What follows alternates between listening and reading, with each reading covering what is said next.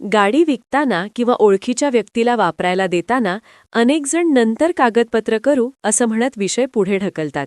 मात्र हीच छोटीशी चूक पुढे मोठ्या कायदेशीर अडचणींचा कारण ठरू शकते. कारण कायद्याच्या दृष्टीने गाडीचा मालक तोच मानला जातो ज्याच्या नावावर आरटीओच्या नोंदीत वाहन आहे. मोटर व्हेकल्स ॲक्ट 1988 नुसार गाडीची मालकी ही केवळ तोंडी व्यवहारावर ठरत नाही तर अधिकृत कागदपत्रांवर अवलंबून असते.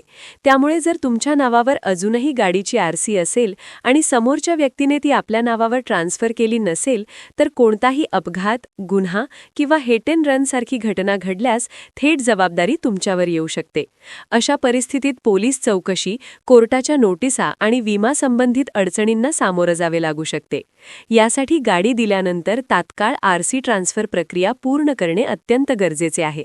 फॉर्म 29 आणि फॉर्म 30 भरून आरटीओमध्ये सादर केल्याशिवाय व्यवहार पूर्ण झालेला मानला जात नाही.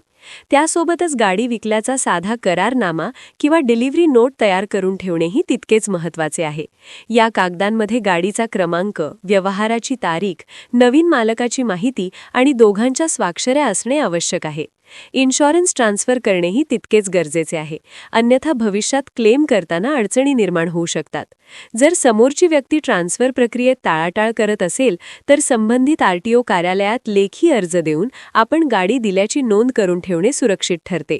अनेक वेळा ओळखीचा आहे, काही होणार नाही या विश्वासामुळे लोक निष्काळजीपणा करतात, पण ही चूक पुढे मोठ्या त्रासाला कारणीभूत ठरू शकते.